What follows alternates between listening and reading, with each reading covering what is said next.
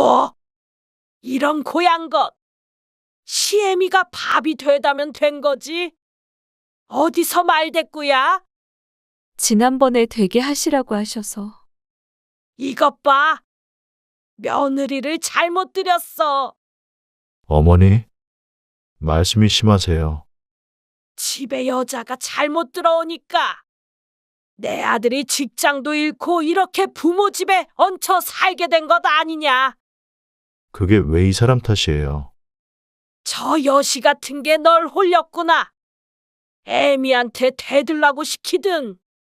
아이고, 저 여시랑 결혼한다고 데리고 왔을 때 내가 끝까지 반대를 했어야 했는데 그때의 실수로 내 아들이 직장도 잃고 부모한테 마누라 편을 들게 하는구나. 죄송해요, 어머니. 제가 제대로 밥 차릴게요. 얼굴이 못났으면 집안일이라도 잘하던가. 집안일을 못하면 나가서 돈이라도 잘 벌어오던가. 뭐 하나 제대로 하는 것도 없는데 순종적이지도 못하니 큰일이다. 어머니, 내가 우리 장남을 어떻게 키웠는데? 내가 어쩔 수 없이 너를 이 집에 들이긴 했다만 한 번만 더 말대꾸하면 애들까지 싹 놓고 너만 이 집에서 쫓아낼 거야. 누가 들어도 아기가 묻어나는 못된 목소리. 입만 열면 그 말이 칼과 창이 되어 사람을 찔렀던 시어머니입니다. 벌써 40년 전 가까이 된 일입니다. 약 30년 전 갑자기 남편이 해고되어 길거리에 나앉게 생겼을 때 2년쯤 시부모님과 함께 산 적이 있었습니다. 정 씨가 일을 하고는 있었지만 월급은 얼마 되지 않고 아이 둘을 키우려니 경제적으로 너무나도 힘들었습니다.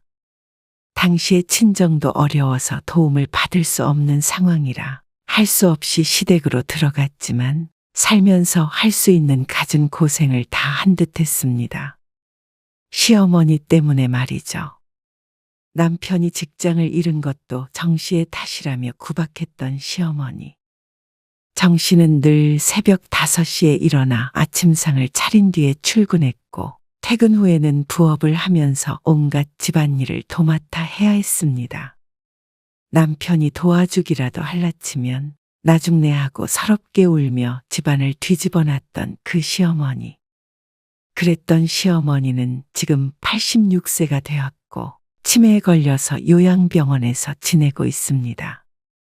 그리고 오늘 이야기의 주인공은 65세가 된 며느리 정영심 씨입니다.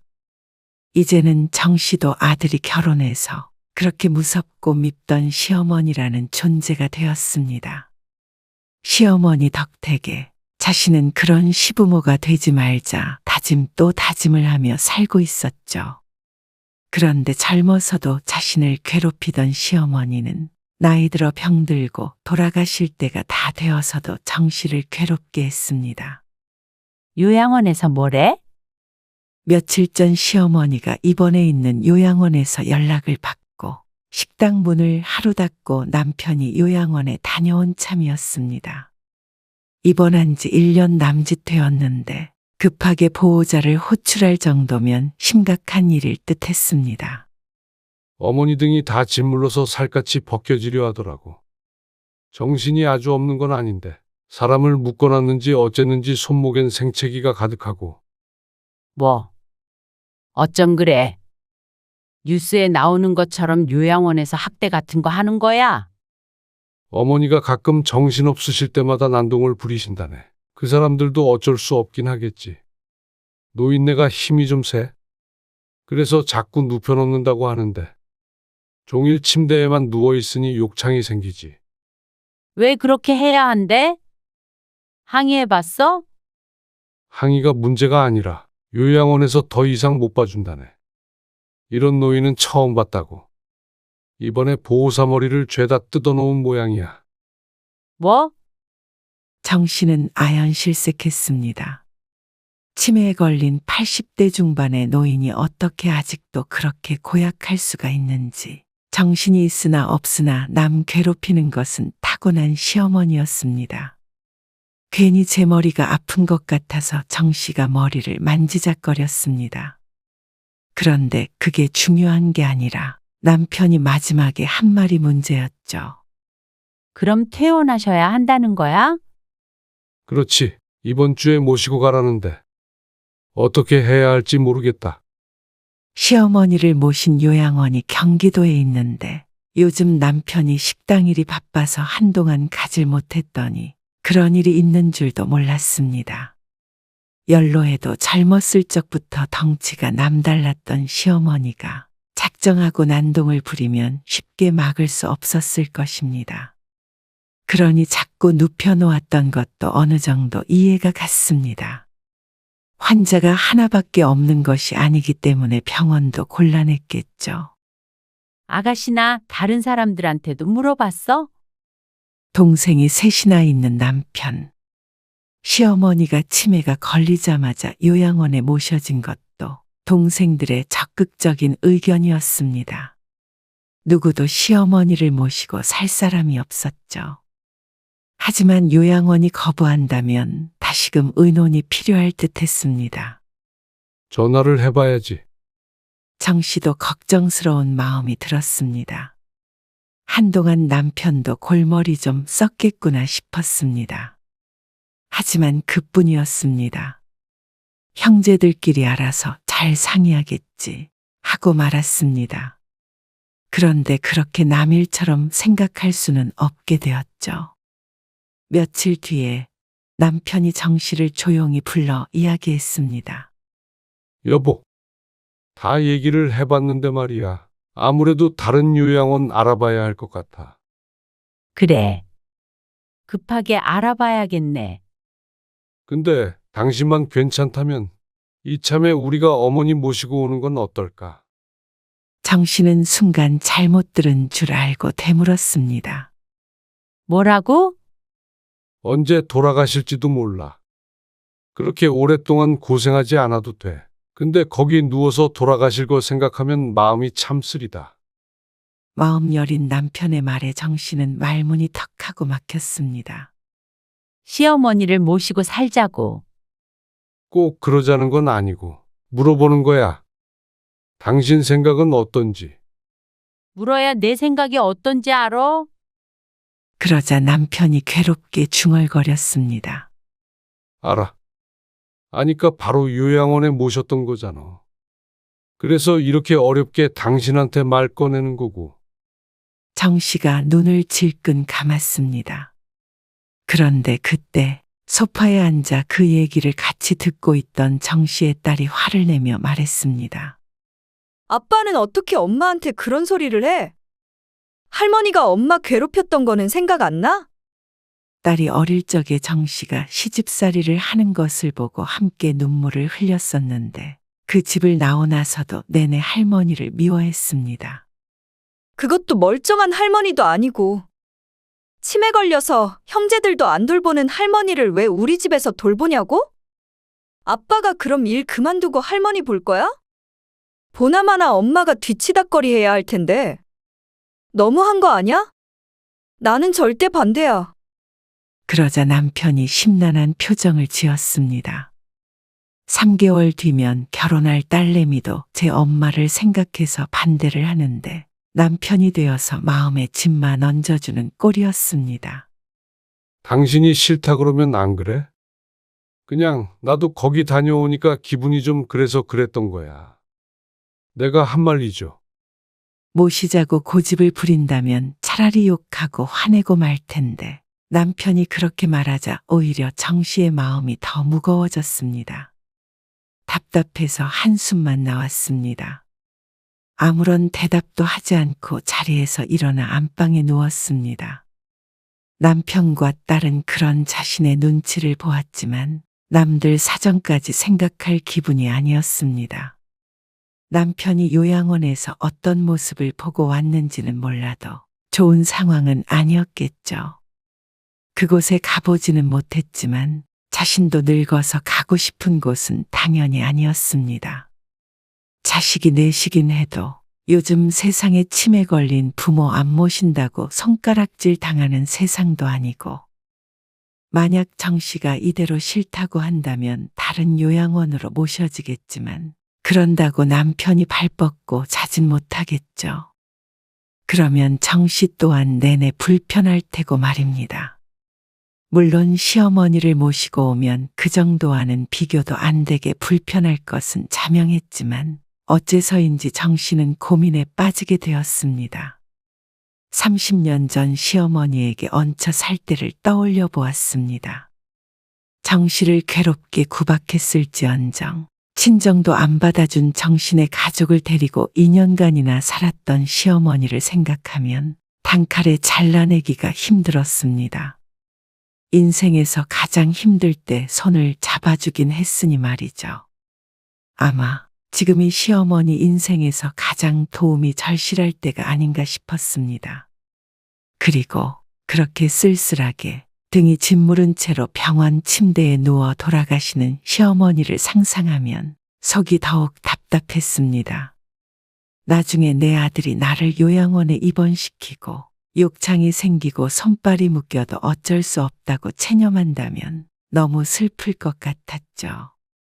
그리고 남편의 말대로 이미 나이 든 시어머니가 10년, 20년 살아계실 것도 아니고 말입니다. 밤새 생각에 잠겼던 정 씨는 다음 날 아침 남편에게 말했습니다. 그럽시다. 뭐를? 어머니 모시고 오자고. 엄마! 말이 돼? 넌 어차피 시집 가면 이 집에 있지도 않잖니? 너 불편할 건 별로 없을 테니까. 걱정 마. 지금 나 불편할까봐 걱정하는 게 아니잖아. 엄마도 많이 고민해봤어. 마음 먹었고. 그러니까 너도 좀 이해해줘라. 네 아빠의 엄마잖아. 딸은 끝까지 납득하지 못하는 것 같았고 남편은 정 씨에게 연신 고맙다고 중얼거렸습니다. 당신 최대한 힘들지 않게 할게. 당신이 무슨 수로? 나가서 일해야지. 알았다고는 했지만 사실 정 씨도 눈앞이 막막하긴 했습니다. 치매 놓인 수발을 들어본 적도 없었고 그 시절 시어머니를 생각하면 애틋한 마음도 없었기 때문이죠. 다만 각오만 할 뿐이었습니다. 그런데 그 주에 시어머니를 모시고 집으로 돌아온 이후로 그것이 정 씨의 착각임을 바로 알 수 있었습니다. 각오가 됐다고 생각했지만 각오만으로 해결되는 것이 아니었습니다. 시어머니는 요양원에 입원하기 전보다 상태가 훨씬 좋지 않아 보였습니다. 시어머니에게 결혼한 아들이 예전에 쓰던 방을 내주었지만 답답하다며 거실에서 생활을 했습니다. 그러니 남편, 정 씨, 딸할 것 없이 모두들 오며 가며 불편함을 느꼈죠. 딸은 퇴근 후 거실 소파에 앉아 TV를 보는 것이 일상이었는데 그마저도 시어머니 차지가 되었습니다. 너 이 도둑년! 우리 남편이 사줬던 내 목걸이! 내년이 훔쳐갔지? 무슨 말씀이세요? 내가 다 봤다! 얼른 안 내놓냐? 제가 안 가져갔어요. 어머니, 네 목에 걸고 있는 게 내 거다! 이 도둑년! 시어머니가 순식간에 정 씨에게 달려들었습니다. 평소에는 허리가 아파 천천히 걸어다니는 시어머니가 어디서 이런 순발력이 나왔는지 모를 일이었습니다. 시어머니에게 머리채가 붙잡혀 이리저리 흔들리는 정 씨. 정 씨가 아악 소리를 지르는데 그에 아랑곳하지 않고 시어머니가 소리쳤습니다. 내놔라! 이 도둑년아! 결국 정 씨는 자신의 목에 걸려있던 목걸이를 얼른 빼서 시어머니에게 건넸습니다. 여기요, 어머니. 이거라도 받으세요. 그러니 시어머니가 의기양양해져서 말했습니다. 거봐라! 내가 다 봤대도 이건 나 시집 올 때 남편이 준 거야! 귀한 거란 말이다! 알았어요. 알았어. 가져가세요. 정 씨가 머리를 문지르며 말을 하는데 어디서 지린내가 진동을 했습니다. 어머니? 이리 돌아보세요. 그런데 시어머니가 돌아보기도 전에 시어머니 발밑으로 웬 액체가 줄줄 흘러나왔습니다. 시어머니는 소변을 눈 줄도 모르고 거실 바닥에 깔린 이불 위에 철푸덕 주저앉았습니다. 그러더니 목걸이를 이리저리 돌아보면서 말했습니다. 이제 밥상 내와! 배고파 죽겠다! 1시간 전에 이미 먹은 밥을 차리라는 시어머니. 흥건한 바닥과 젖은 이불을 쳐다보며 정씨는 눈을 감고 한숨을 쉬었습니다. 어머니, 일어나셔요. 밥 차리라니까 잔말이 많어! 정씨는 반항하는 시어머니와 씨름하며 바지를 갈아입히고 이불을 걷어와 욕실로 들어갔습니다. 소변이 묻은 빨래를 세탁기에 돌리는 것이 찝찝해서 욕조에 넣고 발로 밟았습니다. 욕실에는 소변 냄새가 진동했습니다. 정씨는 이불을 밟으며 헛구역질을 했습니다. 원래도 비위가 약했던 정씨는 시어머니를 모시고 산 뒤로는 이렇게 자꾸 헛구역질을 해서 밥 먹을 때도 목이 아플 지경이었고 시어머니와 씨름을 하느라 어깨며 허리며 안 아픈 곳이 없었습니다. 오죽했으면 남편이 퇴근하면 정씨는 병원으로 출근해야 했습니다. 그래도 남편이 요새는 출근 시간을 늦추고 점심 전까지는 시어머니를 남편이 돌보았기 때문에 전적으로 정씨만 고생하는 건 아니었습니다. 퇴근 후에는 집안일도 도맡아 했죠. 하지만 그렇다고 정씨가 힘들지 않은 것은 아니었습니다. 시어머니가 이렇게 머리채를 잡거나 배변 실수를 하는 것은 가끔 있는 일이었고 대체로는 거실에 누워 TV를 보고 있었습니다. 하지만 누워 있는다고 정씨가 편하고 좋은 건 아니었습니다. 엄마, 나 정말 미치겠어. 밤새 TV 소리를 저렇게 틀어놓으면 어떻게 자? 요즘에 출근해서도 매일 졸아. 그러면 어떡하니? 할머니가 틀어놓으시는 걸. 그럼 나는 어떻게? 이대로 살라는 거야? 조금만 참어. 얼마 안 남았잖아. 귀에 뭐라도 꽂고 자던가. 귀가 잘 안 들리는 시어머니는 거실이 떠나가라 큰 소리로 TV를 켜놓곤 했는데 새벽에도 TV를 끄는 법이 없었습니다. 정씨도 딸을 타이르듯 말은 했지만 정씨 또한 죽을 맛이었습니다. 안 그래도 신경이 곤두서 있는데 잠도 제대로 못 자니 삶이 피폐해지는 듯 했습니다. 어머니, 주무실 때만이라도 소리 좀 줄일게요. 뭐라고 하는지 하나도 안 들려. 건들지 마.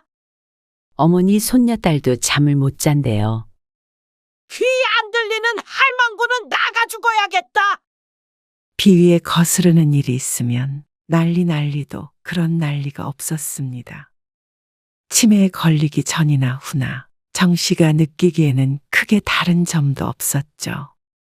정신없는 와중에도 밥 차려라, 뭐 가져와라, 어째라. 몸종 취급이 따로 없었습니다. 나 이제 출근할 건데. 지금 들어올 거야? 점심때쯤 밖에 나와 있는 정씨에게 남편이 전화를 걸었습니다. 정씨는 그때 집 근처 공원 벤치에 앉아 있었죠. 이제 들어갈게. 장은 다 봤어? 다 봤지?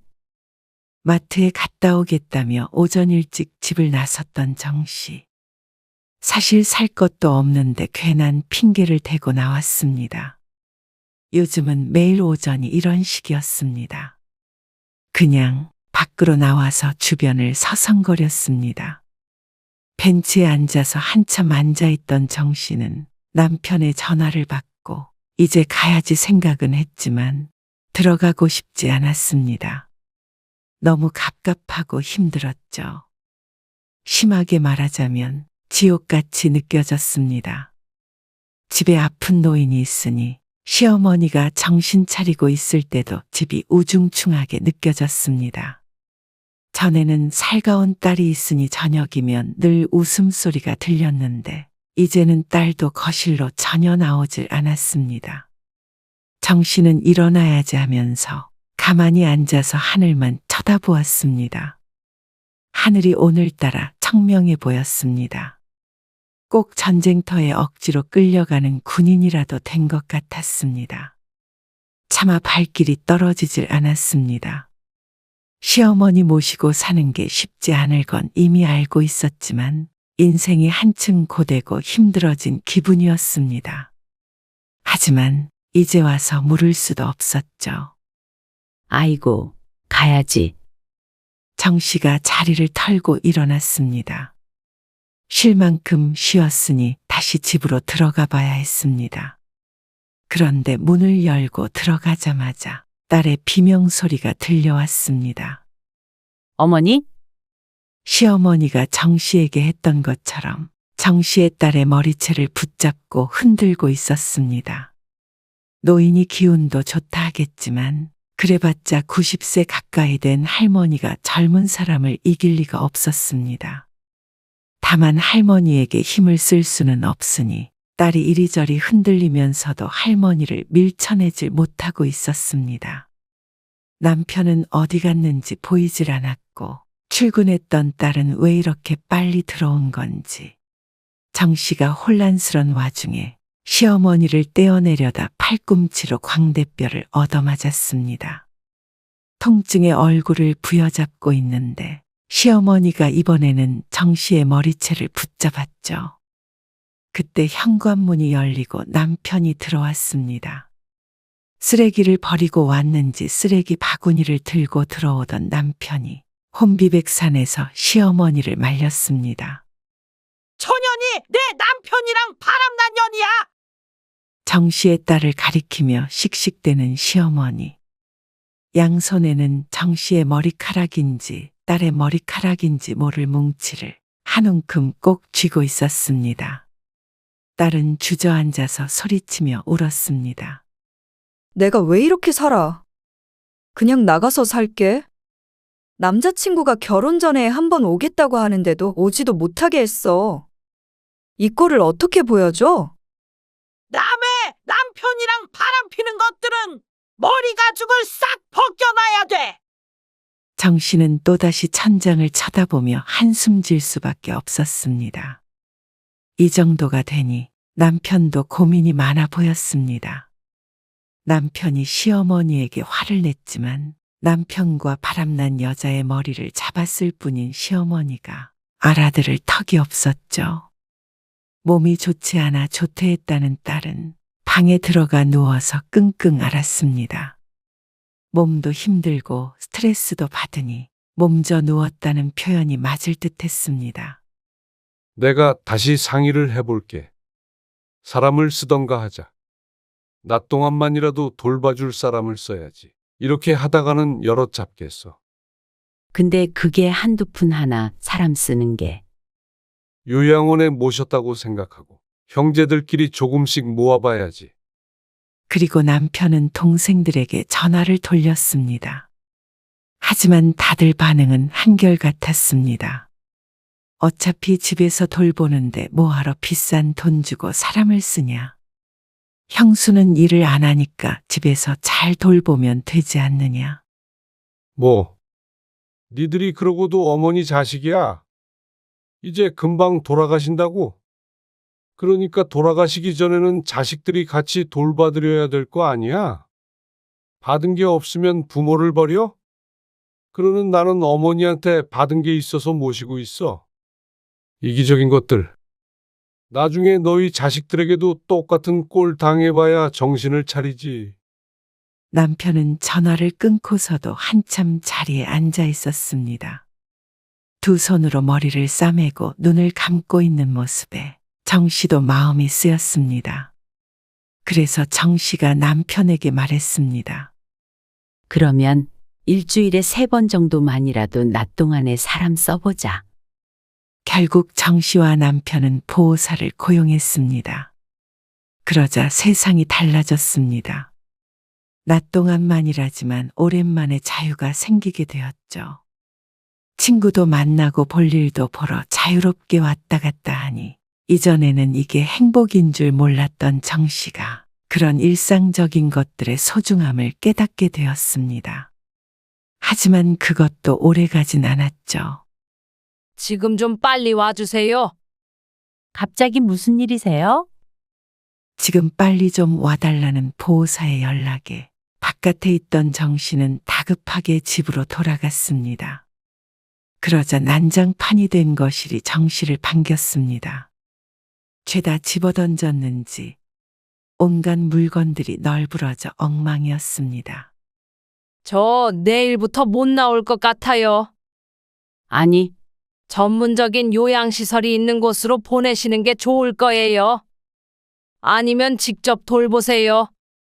그런 말을 남기고 보호사는 집 밖으로 나갔고 소란을 피우던 시어머니는 밥을 차려주니 얌전해졌습니다. 정 씨는 한숨을 쉬며 거실을 치웠습니다. 남편이 집으로 돌아오고 어쩔 수 없이 정 씨와 남편은 집 근처에 있는 다른 요양원들을 알아보았습니다. 시어머니의 난폭한 면을 이야기했는데도 한 군데에서 그런 노인을 전문적으로 돌봐줄 수 있다며 걱정 말라고 말했습니다. 그래. 여기로 하자. 요양원에 모신다고 하면 다들 나눠서 돈 낼 거야. 알았어. 요양원에 계시는 게 좋겠지. 그럼 당신도 고생했어. 미안했고. 그런데 그때 시어머니가 정 씨의 다리를 부여잡았습니다. 나는 안 간다. 병원에 안 간다. 집에서 살게 해줘. 어머니, 왜 이러세요? 이곳에 살 거야. 안 갈 거야. 그렇게 욕을 퍼붓던 시어머니가 이렇게 다리에 매달려 울고 있으니 정 씨는 복잡한 감정이 들었습니다. 그런데 딸은 무조건 요양원에 보내야 한다고 강력하게 얘기했습니다. 남편도 학을 뗀 듯 했고 정 씨에게 더 이상 희생을 강요할 수 없다고 말했습니다. 그냥 요양원에 모셔, 엄마. 엄마도 할 만큼 했잖아. 시동생들도 같은 입장이었습니다. 그렇게 시어머니의 요양원행이 결정이 된 듯 했습니다. 그렇게 결정을 하고 나서 자려고 누웠는데 자꾸 뒤척거리게 되고 잠에 빠져들기가 힘들었습니다. 마음이 싱숭생숭하니 머릿속이 비워지질 않았죠. 자리에서 일어나 거실로 나왔는데 어쩐 일인지 시어머니가 TV도 켜지 않고 이불 위에 앉아 있었습니다. 멍하니 앞만 보고 있는 시어머니를 부르려고 한 발짝 떼었는데 시어머니가 울고 있는 듯 했습니다. 정 씨는 거실로 나가지 않고 다시 뒤돌아서 안방으로 들어갔습니다. 이불 위에 누워서 멀뚱히 천장을 보고 있었습니다. 정 씨의 마음이 술렁거렸습니다. 시어머니의 그 모습이 20년 뒤에 자신의 모습이 될 수 있다고 생각하니 가슴이 갑갑했습니다. 지금 상황도 답답해 죽겠는데 20년 뒤엔 그 자리에 자신이 앉아 있을 것만 같았죠. 인생이라는 게 나이 들수록 마냥 행복할 수만은 없구나 하는 생각이 들었습니다. 그리고 자식들이 그렇게 많아도 부모 하나 챙겨줄 수 없는가 생각하면 씁쓸하기도 했죠. 자식이 장애가 있거나 치매에 걸렸다면 목숨 다하는 날까지 만사 제쳐두고 돌볼 테지만 그 대상이 부모가 되니 참 쉽게도 포기하는구나 싶으니 인생이 허무하고 시어머니도 불쌍해졌습니다.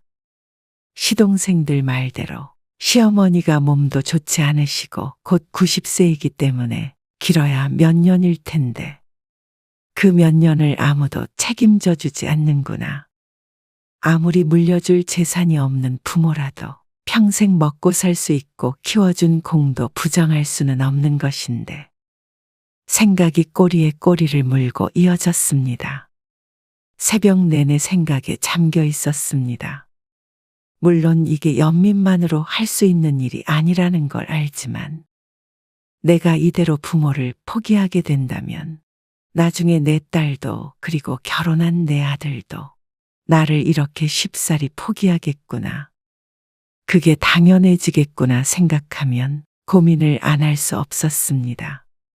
내 자식에게도 이렇게 힘든 일을 시키고 싶지는 않지만 한편으로는 자식의 바짓가랑이를 잡고 요양원에 보내지 말라고 우는 부모를 내치는 것을 보여주고 싶지 않았습니다. 결국 다음 날 정 씨가 남편과 딸에게 얘기했습니다. 너는 어차피 신혼집도 있으니까 미리 나가서 살아. 엄마는 네 할머니 모시고 살 거니까. 여보, 그러지 말자. 여태 고생했으니 됐어. 아니, 앞으로 1년이 될지 2년이 될지 모르지만 어머니 마지막 가는 길은 우리가 자식들이 하자. 그렇게까지 할 필요 없어. 그래, 엄마. 치매 노인을 어떻게 돌봐, 집에서. 그런다고 누가 엄마 알아주지도 않아. 알어. 나를 위해서 결정한 거야. 힘들 것도 알고. 그런데 네 할머니 요양원에서 등도 짓무르고 건강도 더 나빠졌어. 그렇게 쓸쓸하게 가시게 할 순 없잖아. 우리가 자식인데. 그리고 그날 밤 다들 외출하고 정 씨와 시어머니가 단둘이 있는데 거실에 앉아 멍하니 TV를 보던 시어머니가 정 씨에게 말했습니다. 고맙다. 정 씨가 깜짝 놀라서 시어머니를 바라보았습니다. 정신이 오락가락하고 좋을 때도 있고 나쁠 때도 있었지만 이렇게 또렷하게 의사표현을 한 건 처음이었죠.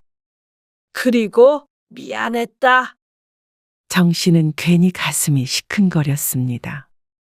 미안하시면 자주자주 정신 차리셔요. 그리고 누워서 TV만 보지 마시고 좀 거실이라도 돌아다니시고요. 그래야 건강이 진해져. 더 좋아지면 산책도 같이 나가고요. 고맙다. 저도 더 늙으면 결국엔 어머니처럼 될 테니까. 그러니까 어머니가 건강하게, 행복하게 사세요. 그날 이후로 시어머니가 더 나아졌느냐 하면 잘 모르겠습니다. 심한 날도 있었고 정신이 돌아온 날은 정말 정 씨의 말대로 거실도 왔다 갔다 하고 또렷하게 있기도 했습니다. 한두 번 밖으로 산책도 다녀왔습니다. 물론 그건 잠시뿐이었고 그렇게 지내다가 인연을 채 못 채우고 돌아가셨습니다.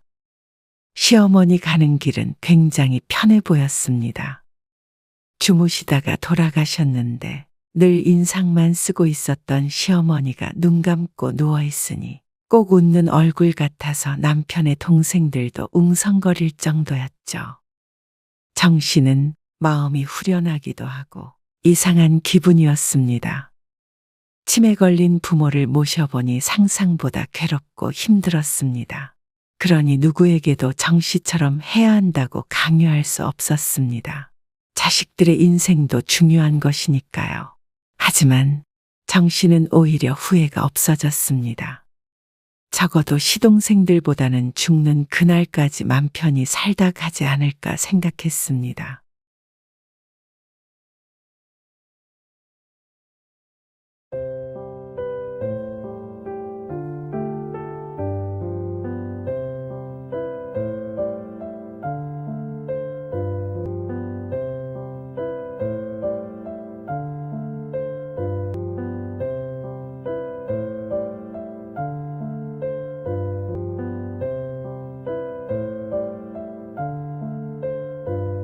너는 어머니한테 어떻게 했길래 혼자 여기까지 오시게 해?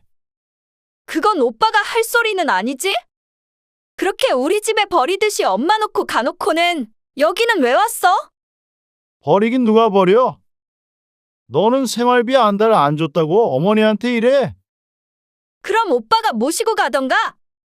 모시기는 싫고 막상 돈 주려니 아까워서 그런 거 아냐? 아니면 뭐 새언니가 엄마 때문에 이혼하자고 할까봐 무서워서 그런 거 아냐? 너 말 조심해라. 돈 안 주면 어머니 안 모시겠다고 한 건 너잖아. 나는 모시고 싶어도 못 모시는 거고. 그렇게 그렇게 모시고 싶으면 새언니 말처럼 오빠가 엄마 집에 들어와서 모시던가? 엄마 수발 드는 게 쉬운 일인 줄 알아? 보나마나 다 새언니한테 시키고 큰 소리 쳤겠지. 너도 말만 번지르르하게 하지. 결국엔 돈 때문에 어머니 쫓아낸 거 아니야? 쫓아내긴 누가 쫓아냈다 그래? 엄마가 혼자 집에 가버린 걸 무슨 수로 막아? 나는 경제적으로 여유롭지가 않으니까 힘들어서 그런 거고. 오빠는 돈도 많이 벌면서 참 사람이 이기적이다. 너희 그냥 돌아가라. 나 때문에 싸우는 꼴 보는 거 너무 지겹다. 혹시 저랑 애엄마랑 싸운 것 때문에 그러세요? 거봐! 누구 때문에 일이 이렇게 됐는데. 이 집 있으니까 이 집을 팔든 연금을 받든 이걸로 나 죽을 때까지 먹고 살 걱정은 없을 테니까. 내가 아프더라도 너희는 신경 쓸 거 없어. 정 누구에게든 의탁해야 할 상황이 온다면 차라리 내 발로 요양원에 들어가든 하마. 그렇게 되더라도 너희는 이제 꼴도 보기 싫다. 아들과 딸이 자신 때문에 싸우는 모습을 보고 있는 이야기 속 주인공은 81세 우광숙 씨입니다. 만약 우 씨가 자식들을 어떤 마음으로 키웠는지, 혼자 자식들을 키우기 위해 어떤 치열하고 고단한 삶을 살았는지 조금이라도 자식들이 안다면 이렇게 부모를 서로에게 버리기 위해서 싸우진 못했을 것입니다. 적어도 우 씨 앞에서는 말이죠. 우 씨는 굉장히 불우한 어린 시절을 보냈습니다. 1940년대에 태어났으니 혼란한 시대가 우 씨를 평범하게 살게 하지 않았습니다. 모두들 어렵게 살았던 때이지만 우 씨는 어릴 적 두 부모를 잃어 고아가 되었습니다. 성인이 되어서 남편을 만났을 때에도 서로 가진 것 없는 무일푼이었죠. 그 와중에 두 자식을 낳았습니다. 아들 하나, 딸 하나. 가난한 우 씨는 둘을 키우는 것도 힘에 부쳤지만 그 당시의 남들은 6남매, 8남매 낳고 기르는 것은 아주 흔한 일이었습니다. 남편은 공장에서 노동을 했고 우 씨도 남의 집 집안일을 해주며 살았습니다. 없는 형편에도 두 자식들은 끝까지 교육시켜야 된다는 사명 같은 것이 있었습니다. 그래서 남편과 우 씨는 하루에 한 끼를 먹을지언정 자식들 공부할 책값을 아낀 적은 없었습니다. 그러다 남편은 공장에서 일을 하다 사고로 세상을 떠났습니다. 하늘이 무너지는 기분을 느낄 새도 없이 우 씨는 둘이 벌던 걸 혼자 벌어야 했습니다. 그러니 세월이 가는지 오는지도 모르게 일만 하며 살았죠. 그리고 그렇게 살다 보니 어느새 자식들도 늙어서 벌써 대학생 자식들이 있었습니다. 그렇게 평생을 바쳐 자식들을 키운 보람은 있었습니다. 우 씨의 바람처럼 부모와는 다르게 우 씨의 아들, 딸은 찢어지게 가난한 삶에서 벗어나 평범하게 잘 살아가고 있었습니다. 자식들은 성인이 되며 둘 다 상경했습니다. 아들은 작은 회사를 운영하고 있었고 딸은 공무원으로 일하다가 3년 전 목 디스크 수술을 하며 퇴직했습니다. 사위 또한 공무원이었죠. 이제 50대인 자식 둘 모두 대단한 부자는 아니었어도 먹고 살기 나쁘지 않게 살아가고 있습니다. 그리고 우 씨는 서울과 2시간 반 떨어진 시골에서 혼자 살고 있습니다. 나이 들어 수입이 없으니 나라에서 주는 연금 조금으로 아주 소박하게 살고 있었죠. 80세 넘어 가진 건 시골에 집 한 채뿐이었습니다. 어느 날 우 씨가 위험에 걸려 약을 먹고 잠을 자고 있을 때였습니다. 들려오는 말소리에 어렴풋이 잠에서 깼습니다. 혼자 사는 집에서 들려오는 말소리에 놀랄 법도 했지만 그 목소리는 아주 익숙한 것이어서 다시 눈을 감았습니다. 그래? 엄마 몸이 너무 안 좋은 것 같아.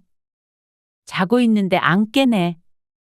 아니, 입원할 정도는 아니고. 일단은 내가 와서 챙기긴 하는데 나도 월수금은 일이 있어서 매일 오긴 힘들어. 그래도 자식들이 좀 들여다보고는 해. 지금 너희 엄마 80이 넘었는데 큰 병은 없어도 이곳저곳 아플 나이잖아. 거리가 멀어도 그렇지. 그럼 엄마 이대로 혼자 두게?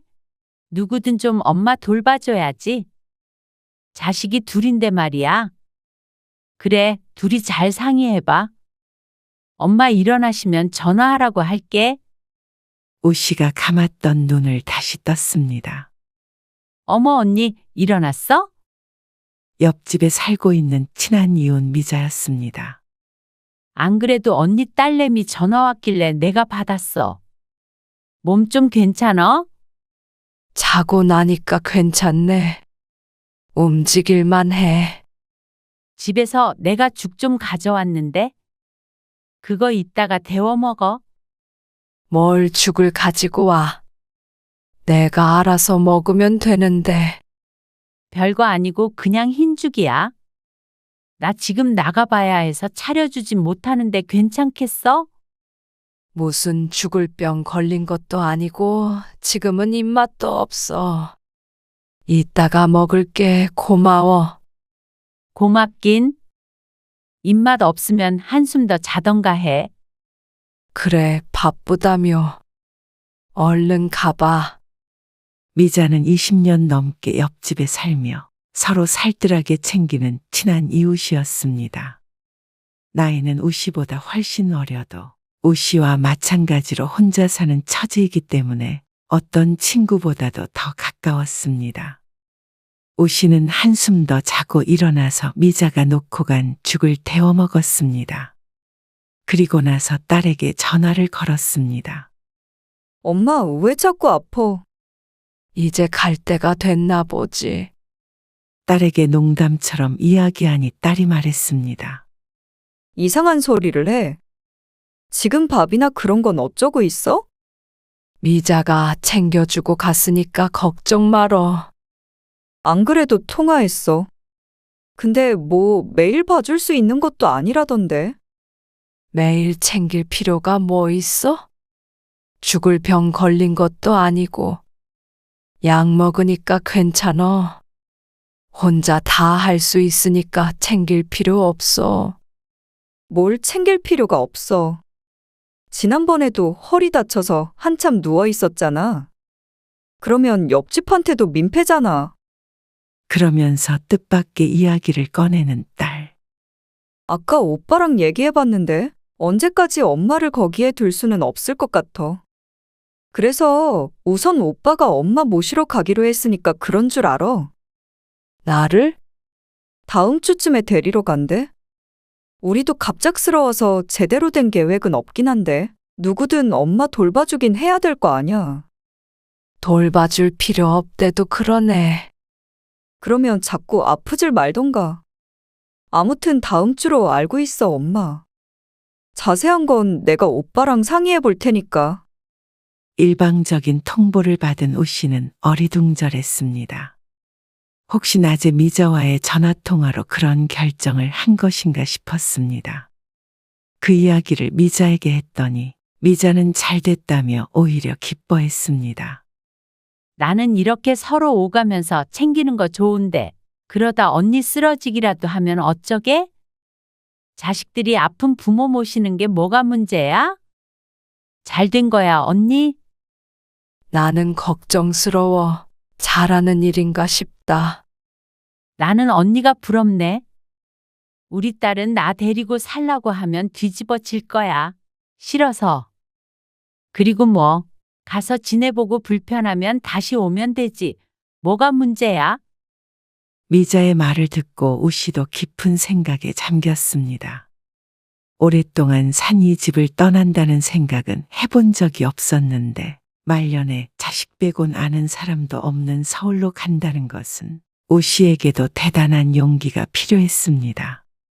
하지만 자식들이 혼자 있는 아픈 엄마가 신경이 쓰인다는데 고집을 피워가며 이곳에 남아있는 것도 쉽지 않은 일이었습니다. 그리고 미자만 보더라도 남들은 부모를 모시기 싫어서 난리라는데 그래도 엄마라고 자신들도 먹고 살기 바쁠 텐데 이렇게 데리고 가려는 자식들이 고마웠습니다. 그리고 아들을 따라가기로 마음을 먹었습니다. 앞으로 살면 얼마나 살지 모르지만 그래도 말년엔 자식 곁에 있는 것도 좋을 것 같았습니다. 다음 주말에 아들이 시골로 내려와서 우씨를 태우고 서울로 향했습니다. 크게 편찮으신 데는 없죠? 없어. 너희들이 괜히 나 때문에 고생이 많다. 그러자 아들은 대답이 없었습니다. 한참을 달려가 서울에 도착하자 벌써부터 숨이 막히는 기분이 들었습니다. 바깥 풍경이 우씨가 살던 곳과는 사뭇 달랐습니다. 그리고 아들네에 도착했을 때도 그 기분은 풀리지가 않았습니다. 며느리의 표정을 보니 더욱 가슴이 답답해졌죠. 오셨어요, 어머니. 현관에 서서 우씨를 맞이하는 며느리. 우씨가 들고 있던 가방을 받아주는 행동과는 다르게 표정은 경직돼 있었습니다. 아무리 눈치가 없는 사람이라고 하더라도 자신을 반기는 분위기가 아님을 모를 수가 없었습니다. 대학생 손녀 둘 중 첫째는 기숙사에 살고 있었고 둘째는 아들네와 함께 집에서 살고 있었습니다. 둘째 손녀는 우씨가 집에 온 상황이 어색해 보였습니다. 살갑던 어릴 적과는 다르게 커서는 1년에 한 번 볼까 말까한 할머니가 멀게 느껴질 수밖에 없었습니다. 하지만 우씨는 그런 손녀도 반가웠습니다. 그렇지만 그런 반가움을 표현할 만한 분위기가 아니었습니다. 어머니, 이 방 쓰세요. 첫째 손녀가 쓰던 방문을 열며 며느리가 말했습니다. 손녀가 쓰던 침대와 이불, 책상을 비롯해서 자잘한 물건들까지 쓰던 그대로 있는 방이었습니다. 주말이면 종종 집에 들른다던 첫째 손녀의 방을 쓰는 게 마음이 편하지는 않았습니다. 아들은 매일 아침 일찍 출근했고 대학생인 둘째 손녀도 낮 동안 집에 있는 시간이 적었습니다. 그래서 우씨는 대부분의 시간을 며느리와 함께 보내야 했습니다. 어머니, 식사하세요. 며느리가 부르는 소리에 부엌으로 나갔습니다. 너는 안 먹니? 밥 공기가 하나뿐이길래 우씨가 묻자 며느리가 대답했습니다. 아니에요. 저는 이따가 알아서 챙겨 먹을게요. 어머니 먼저 드세요. 며느리와는 종일 같은 집에 있지만 단둘이 식사한 적은 한 번도 없었습니다. 나중에 먹겠다며 늘 우씨의 밥을 따로 챙겼습니다. 우씨는 이런 상황이 편치 않았습니다. 물론 졸지의 시어머니 밥 새끼를 챙겨야 하는 며느리도 무척 힘들겠지만 받아먹는 사람도 못지않게 불편했습니다. 혼자 살 때는 대충 반찬 2-3가지에 먹고 말았는데 며느리 집에서 냉장고를 뒤져서 챙겨 먹는 것도 불편했죠. 나는 김치랑 나물 1가지만 있어도 먹으니까 너무 차릴 것 없어. 이런 말을 한다고 며느리가 편해지진 않겠지만 너무 부담을 가지지 않았으면 했습니다. 며느리는 직장에 다니진 않지만 하루 종일 집안일 하는 것도 쉽지 않은 일임을 알고 있었습니다. 그리고 주말이 되자 첫째 손녀가 집으로 왔습니다. 우씨가 왔다는 것은 알지만 자세한 이야기는 듣지 못했는지 자신의 방을 쓰는 우씨 때문에 당황한 눈치였습니다. 그럼 나는 어디서 자? 동생이랑 자야지. 이 침대에서 어떻게 둘이 자? 어차피 주말뿐이잖아. 아님 바닥에 이불 깔고 자던지. 내가 바닥에서 자마. 너는 네 침대에서 자. 할미는 거실에서 자도 되고. 우씨가 가시방석에 앉은 듯 해서 말했지만 아무도 그 말을 듣진 않았습니다. 졸지의 손녀딸 방을 뺏은 할머니가 되었습니다. 그리고 저녁을 함께 먹을 때도 문제가 생겼죠. 큰딸 왔다고 저녁상이 푸짐하게 차려졌습니다. 온통 고기가 가득한 밥상에 우씨의 젓가락질이 느려졌습니다. 이가 좋지 않아 육고기는 잘 먹지 못하는 우씨가 조용히 나물만 집어먹고 있자 아들이 물었습니다. 왜 김치만 드세요? 아니야, 다 먹고 있어. 갈비도 좀 드시지. 아, 이가 안 좋다고 그랬나? 괜찮어. 잘 먹고 있어. 당신은 좀 노인네가 어떻게 갈비를 뜯으라고? 말씀 안 하셔서 몰랐지. 그동안엔 생선을 위주로 먹었기 때문에 우씨의 치아가 좋지 않다는 걸 며느리가 알 턱이 없었죠. 아들의 괜한 핀잔에 며느리의 얼굴이 울그락불그락해졌습니다. 음식 차리느라 고생한 사람한테 왜 그러니?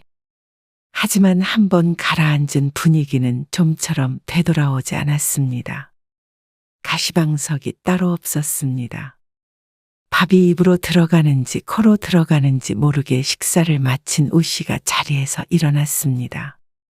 가족끼리 오붓하게 보낼 시간도 필요할 것이고 늙은이가 그곳에 앉아 있어봤자 여러 사람이 불편해지는 듯 했습니다. 방에 들어가 있으니 소화도 잘 안 돼서 더부룩하고 두통까지 생기는 듯 했습니다. 결국 저녁에 먹은 밥이 심하게 얹힌 우씨는 다음날 응급실에 가야 했습니다. 주말이라 다른 선택지가 없었죠. 아들은 주말에 쉬지도 못하고 우씨를 차에 태우고 왔다 갔다 했습니다. 오늘 애미랑 어디 간다 그러지 않았어? 네, 뭐 어쩔 수 없죠. 둘이 나들이를 다녀온다던 아들 내외가 자신 때문에 일정이 취소한 듯하자 우씨는 안절부절하게 되었습니다. 아들의 온 지 얼마 되지도 않았는데 눈치 보느라 진이 빠졌습니다.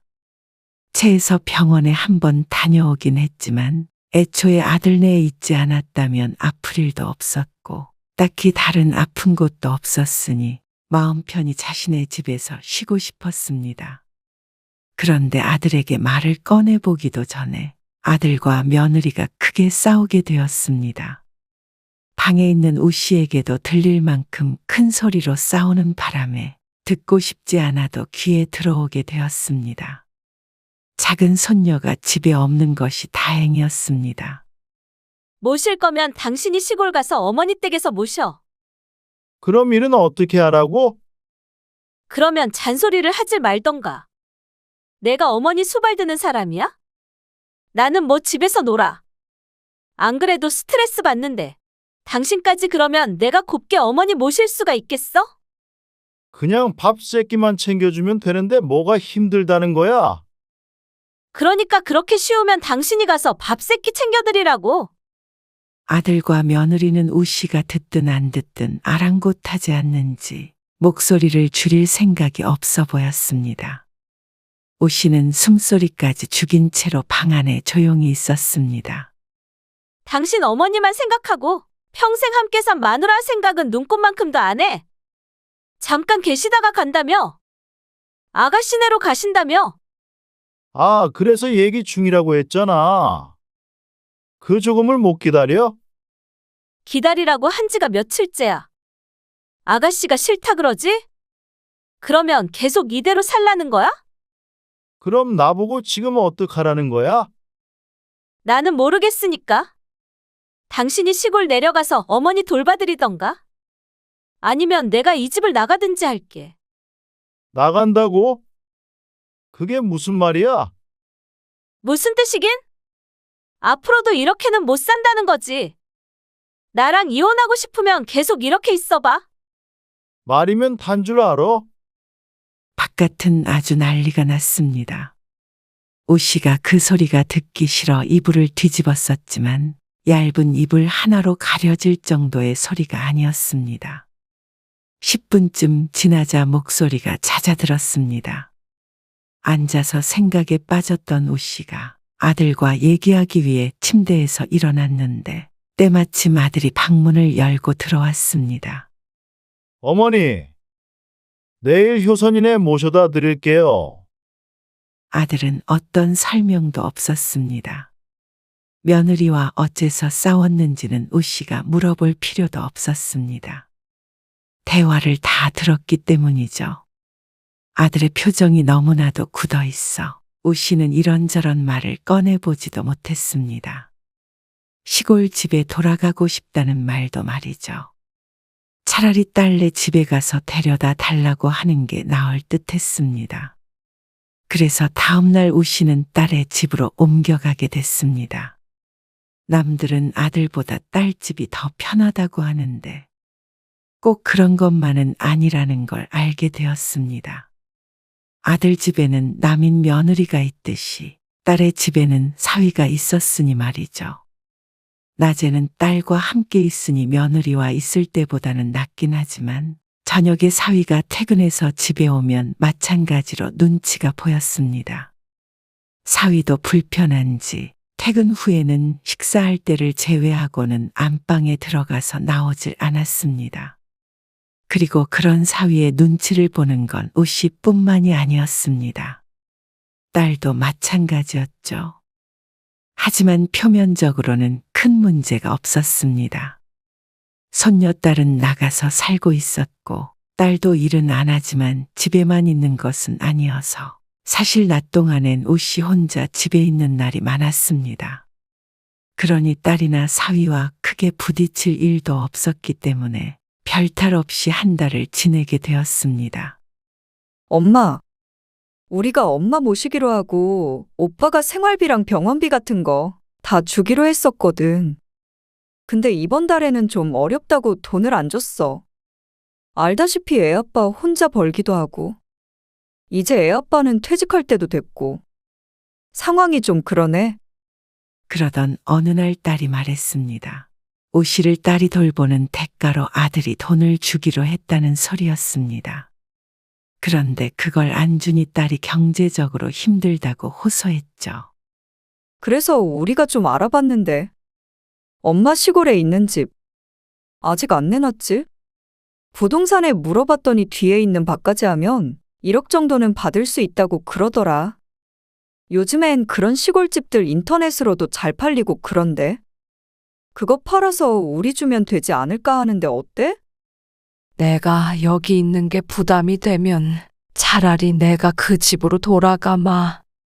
사실 이것이 우 씨의 진심이었습니다. 이렇게 자식들에게 애물단지가 되어서 떠돌기보다는 원래 있던 곳으로 돌아가고 싶었습니다. 자식들이 보고 싶었던 우 씨도 이제는 됐다 싶었습니다. 보고 싶던 자식들 얼굴도 볼 만큼 봤고 자식들이 자신을 데리고 사는 걸 달갑지 않게 생각한다는 사실을 알았으니 더 이상 이곳에 있을 이유가 없었습니다. 그리고 평생 땅을 밟고 살아온 우 씨에게 아파트는 새장처럼 갑갑했습니다. 이쯤 되니 없던 병도 생길 것 같은 기분이 들었습니다. 그전부터 생각해왔지만 아파서 쓰러지는 한이 있더라도 이제 우 씨는 자신의 집으로 돌아가고 싶었습니다. 아니, 그럴 거면 우리가 엄마 데리고 오지도 않았지. 1년 후가 될지 2년 후가 될지 엄마 더 나이 들면 어차피 다시 올라와야 하잖아. 그게 싫으면 차라리 다시 오빠 집에 데려다 줄게. 아니, 그 집에 있다가 결국 너희 집으로 온 거잖니. 아님 내 말대로 해. 집 팔고 그거 놔줘. 어차피 다시 올라오더라도 우리 집으로 오게 될 텐데 다른 선택이 없잖아. 그냥 내가 돌아가면 될 텐데 뭐가 문제야? 그러다 또 아프면? 그땐 알아서 할 테니까 그냥 집으로 갈게. 딸은 우 씨를 이해할 수 없다는 듯이 한숨을 푹 내쉬었지만 그런 딸이 답답한 것은 우 씨도 마찬가지였습니다. 애초에 서울로 올라오는 게 아니었던 것 같습니다. 심란해서 잠도 안 오는데 우연히 딸과 사위의 대화를 듣게 되었습니다. 방문을 열고 자니 모두 잠든 늦은 밤 식탁에 앉아 나누는 딸과 사위의 말소리가 들렸죠. 달라고 해봤어? 오빠한테? 해봤지. 다음 달에 주겠다는데? 줄 것 같지가 않아. 돈도 잘 벌면서 왜 그런데? 장모님만 우리한테 떠맡기고 손 뗀 거 아냐? 약속 안 지킬 거면 다시 모시고 가라 그래. 새언니가 이혼한다 어쩐다 난리도 아니래잖아. 누군 편에서 지내는 줄 아나. 그래도 장남이면 책임져야 할 게 있는 거잖아. 아니면 집 얘기는 장모님한테 여쭤봤고? 그랬지. 근데 집은 팔기 싫으시다고 차라리 다시 내려가신다네. 그럼 그렇게 하는 게 어때 차라리. 장모님도 집이 좋으시다면 굳이 우리가 무리해가면서 모시고 있을 필요는 없잖아. 자꾸 아프다고 옆집 아줌마한테도 엄마 안 챙기냐고 전화 오고. 그러면 차라리 요양원에 모시는 건 어때? 서울에 있는 요양원. 오 씨는 벼락이라도 맞은 듯이 깜짝 놀랐습니다. 이야기가 왜 그렇게 흘러가는지. 이러다가는 이곳에 있다가는 강제로 요양원에라도 입원할 것 같았습니다. 딸이 부정하는 대답을 하긴 했지만 오 씨는 두려운 마음이 들었습니다. 그리고 설령 요양원에 보내지 않는다고 하더라도 이렇게 아파트에 갇혀서 자식들 눈치 보고 살다가 병에 걸려서 수발들게 하고 서로 괴롭게 만들며 인생을 끝내고 싶지도 않았습니다. 이대로 있어서는 안 될 것 같았습니다. 뜬 눈으로 밤을 지새고 주말인 다음 날 오후에 딸과 사위가 외출했을 때 오 씨는 짐을 쌌습니다. 짐이라고 해봐야 옷가지 몇 개가 전부였기 때문에 가방 하나에 모든 짐이 다 들어갔습니다. 그리고 무작정 집을 나섰습니다. 아파트 앞 버스 정류장에 서서 버스 시간표를 살펴보았지만 도무지 어떤 버스를 타야 하는지 알 수가 없었습니다. 집으로 가려면 시외버스 터미널로 우선 가야 할 텐데 서울의 버스는 시골과는 다르게 무척이나 복잡했죠. 지나가는 사람을 붙잡고 물어보았는데 버스를 한번 갈아타야 한다는 대답을 들었습니다. 그래도 알려주는 버스를 타고 버스기사에게 물어내린 뒤에 또다시 이 사람 저 사람에게 물어 우여곡절 끝에 시외버스 터미널까지 도착을 했습니다.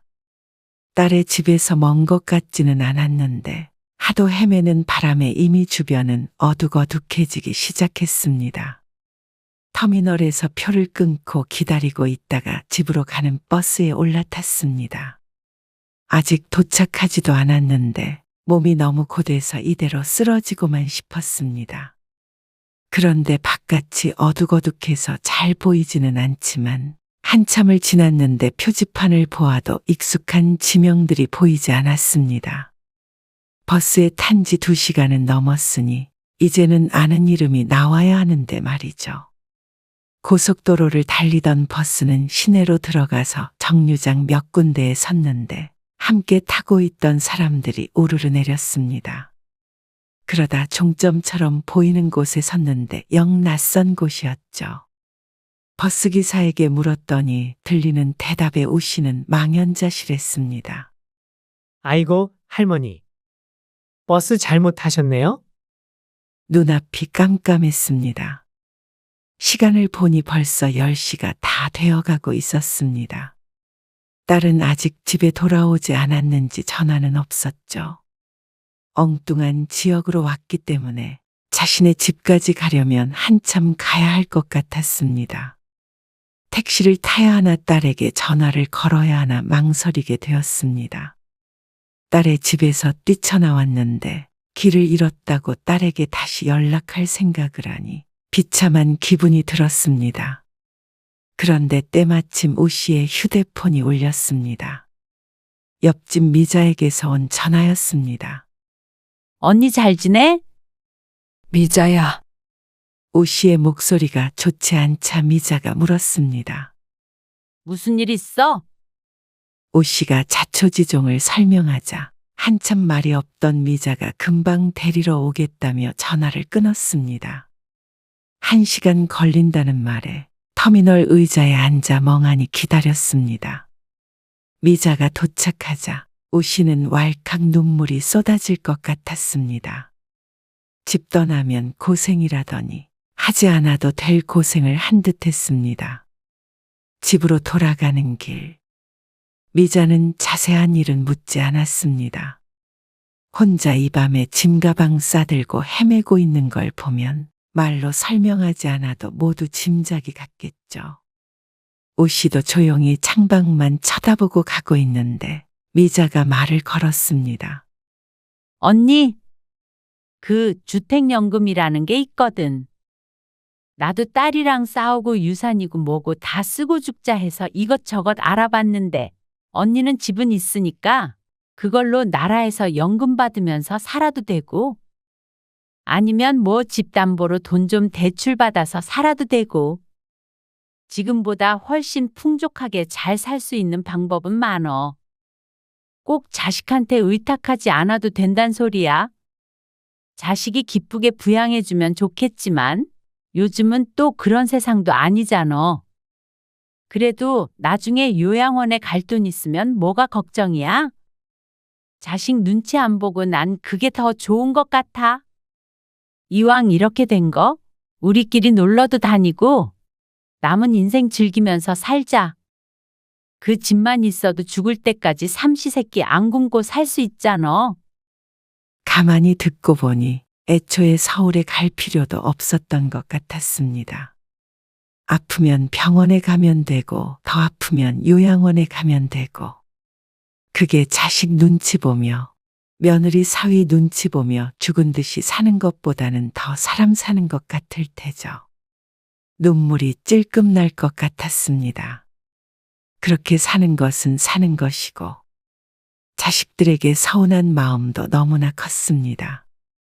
인생을 바쳐서 키운 자식들이 나이 들고 필요 없어진 부모를 서로 부양하기 싫어 미루는 것을 보니 인생을 잘못 산 것 같았습니다. 그런 우씨의 속을 읽었는지 미자가 이야기했습니다. 우리 여태 자식만 키우다가 세월 다 갔잖아. 이제는 자식들 생각하지 말고 남은 인생 10년 정도는 우리도 하고 싶은 거 하면서 살면 돼. 언니도 언니만 생각하면서 살아.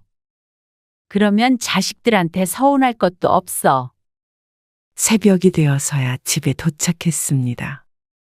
미자도 마음이 쓰였는지 대문 안으로 들어가는 우씨를 자꾸만 뒤돌아보았습니다.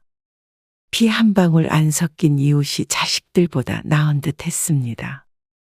그리고 오랜만에 보는 집도 반가웠습니다. 이불 위에 고된 몸을 눕히니 그제서야 딸에게서 전화가 울렸습니다. 엄마 어디야? 엄마 집에 왔어. 집, 무슨 집? 무슨 집이긴. 내 집이지. 혼자서 어떻게 갔어? 버스 타고 왔어. 엄마 너무 피곤하다. 이만 자야겠어. 무슨 일인지 설명을 해줘야지. 갑자기 없어져서 놀랐잖아. 이제 여기서 살 거야. 너희들은 나 신경 쓰지 말고 살아. 갑자기 무슨 소리야, 그게? 말 그대로야. 여기서 살 거니까 엄마 걱정은 하지 마. 그러고는 전화를 끊었습니다. 심란해서 잠이 오지 않을 것 같았지만 지친 몸은 눈 감는 순간 잠에 빠져들었습니다. 다음 날 아침 시끄러운 소리에 잠에서 깼습니다.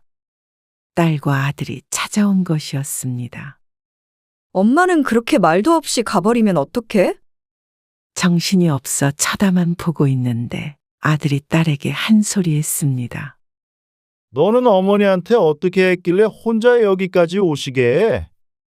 그건 오빠가 할 소리는 아니지. 그렇게 우리 집에 버리듯이 엄마 놓고 가놓고는 여기는 왜 왔어? 버리긴 누가 버려? 너는 생활비 한 달 안 줬다고 어머니한테 이래? 그럼 오빠가 모시고 가던가? 모시기는 싫고 막상 돈 주려니 아까워서 그런 거 아냐?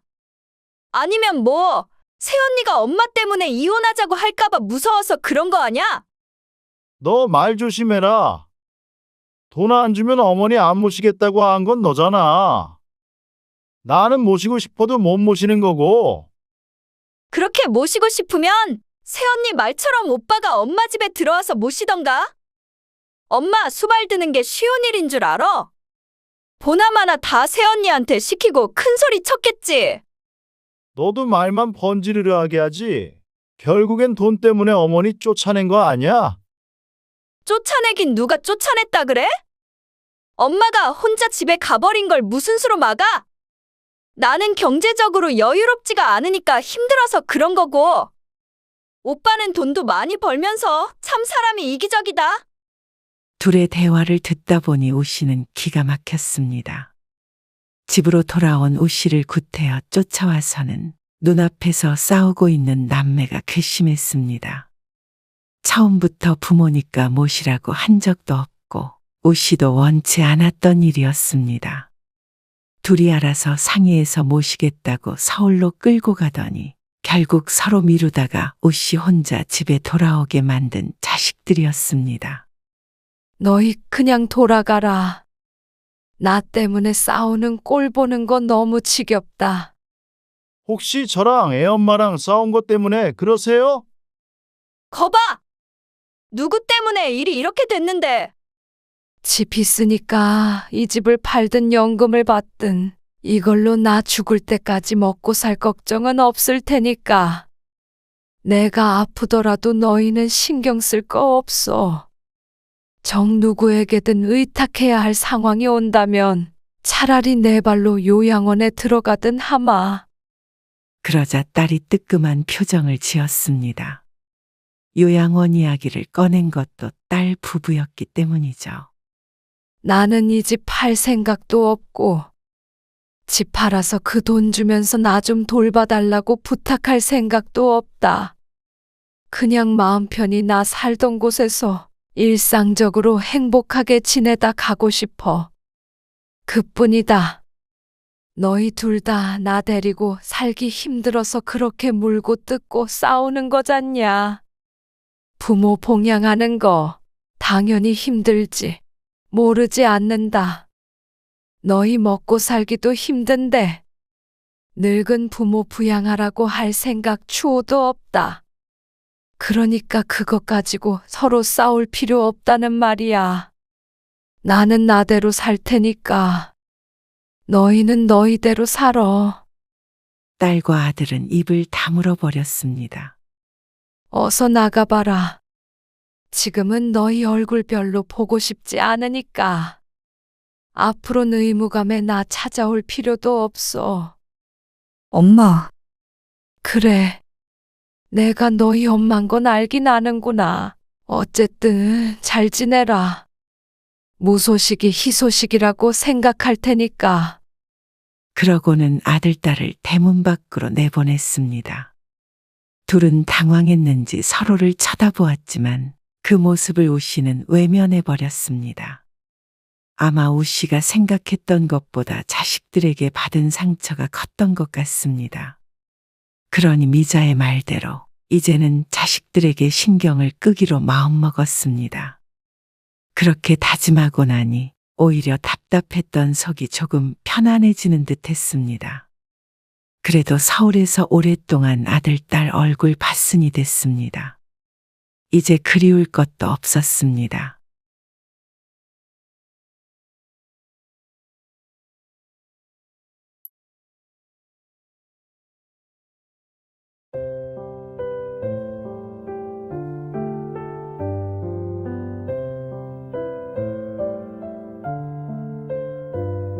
그래. 네 말대로 돈 중요하지 않어.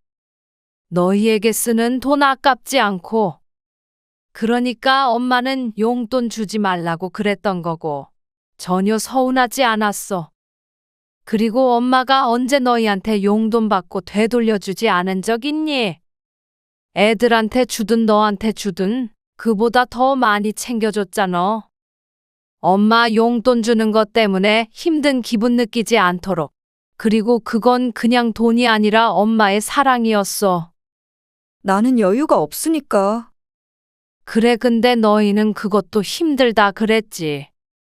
그래서 마음만 받겠다고 했잖니? 그러면 너희도 마음만 받으면 안 돼?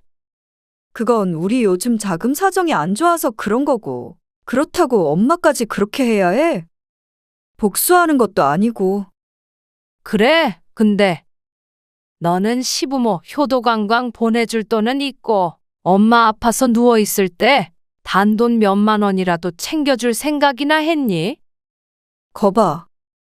엄마 지금 내가 병원에서 돈 안 줬다고 그러는 거지? 그리고 일본 여행 요즘 얼마 안 해. 비행기 값이 싸서.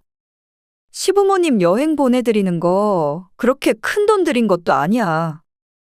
그거 가지고 서운해하고 그래? 그래, 솔직히 서운해.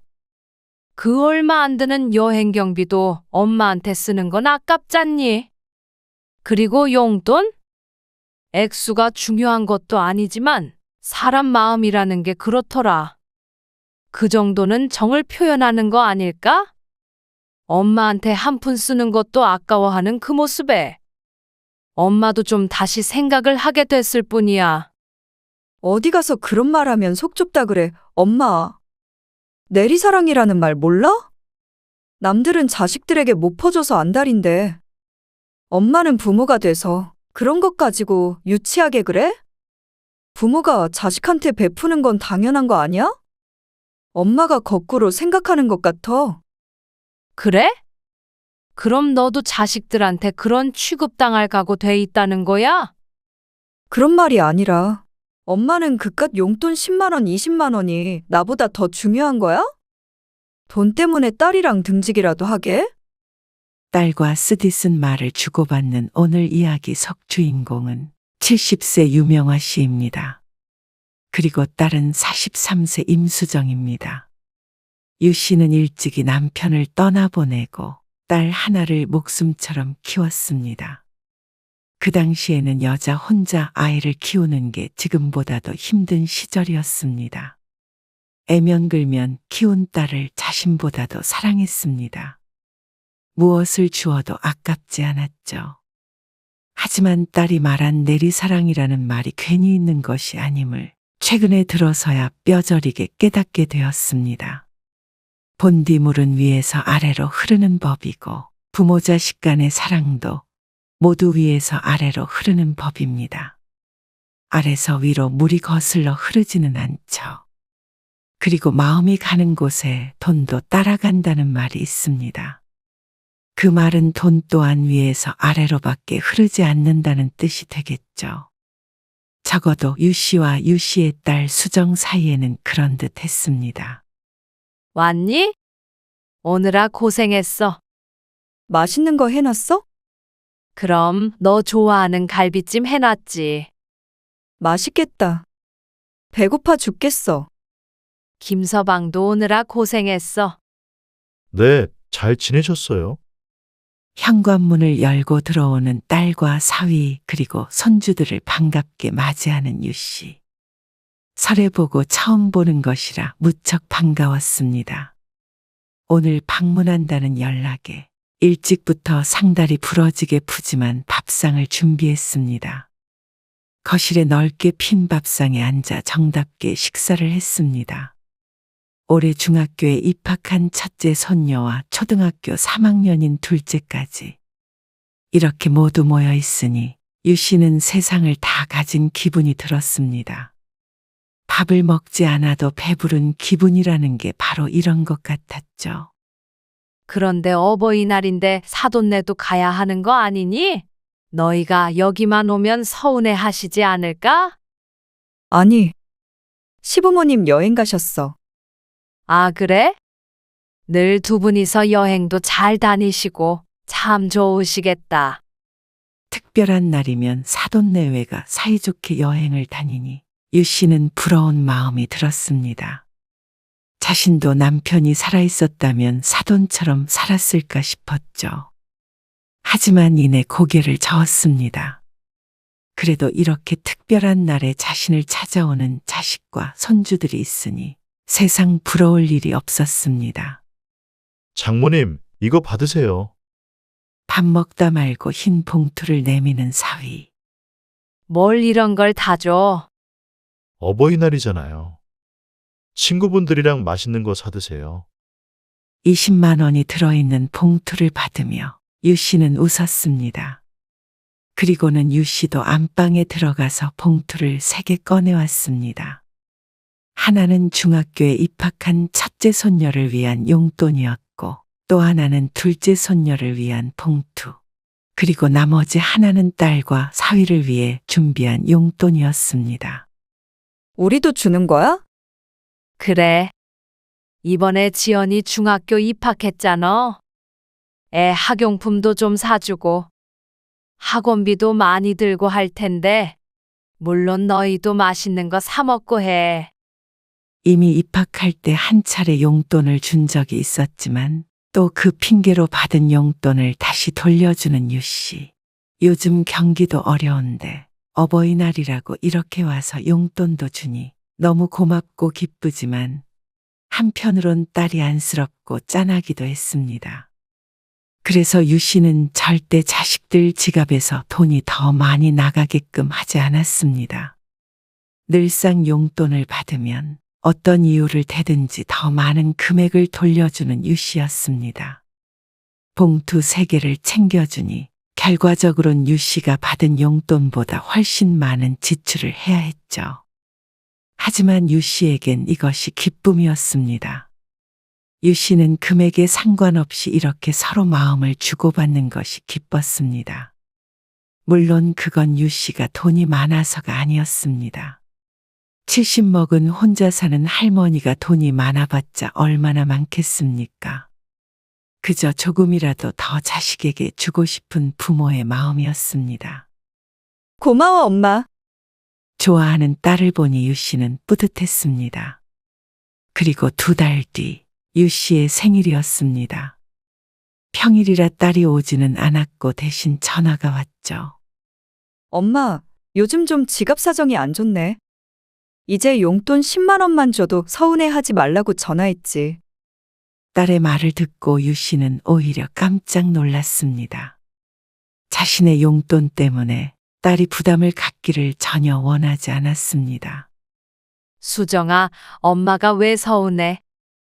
아예 보내지 말어. 마음만 받을게. 정말 그래도 생일인데. 에이, 아니야. 돈이 뭐가 중요해? 그냥 나중에 시간 될 때 한 번 와서 밥 한 끼 같이 먹으면 되지. 바쁘면 그것도 됐어. 그냥 이렇게 생일날 전화 한 통 해줘도 좋아, 엄마는. 진짜? 그래. 그러니까 정말 보내지 말어. 용돈 같은 거 이제 주지 마. 용돈이라는 게 살림의 보태라고 주는 게 아니라 마음을 담아주는 건데 그게 부담이 되면 쓰니? 알았어, 그럼. 정말 안 줘도 되지? 마음만 바뀌다? 그래. 진짜야. 정말 안 서운하니까 그런 생각 말고. 엄마가 그렇게 말해주니까 마음이 좀 편해지네. 용돈은 못 줘도 내 맘 알지? 그럼. 당연히 알지. 우리 딸 마음. 그리고 그날 이후로 딸에게서는 용돈을 받지 않았습니다. 그래도 마음은 준다는 딸의 말에 웃음이 날 뿐이었죠. 그러던 어느 날이었습니다. 이번에 베트남 간다며? 우리 아들이 효도 여행인지 효도 관광인지 그거 보내준다고. 좋겠다. 용돈은 받아봤어도 자식들이 보내주는 여행은 못 가봤네. 용돈 대신에 여행 보내달라고 해봐. 그래도 언니는 자식들이 엄청 잘 챙기잖아. 그렇긴 하지. 계모임 친구들을 만나니 여느 때처럼 자식 자랑하기 바빴습니다. 누구는 자식이 해외여행을 보내줬다. 누구는 용돈을 얼마 받았다.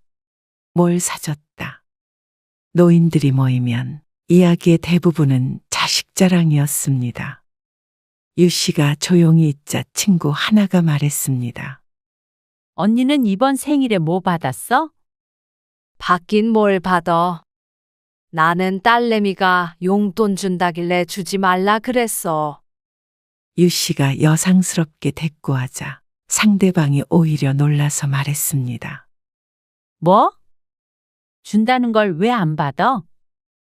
유 씨가 이해되지 않는 듯 했죠.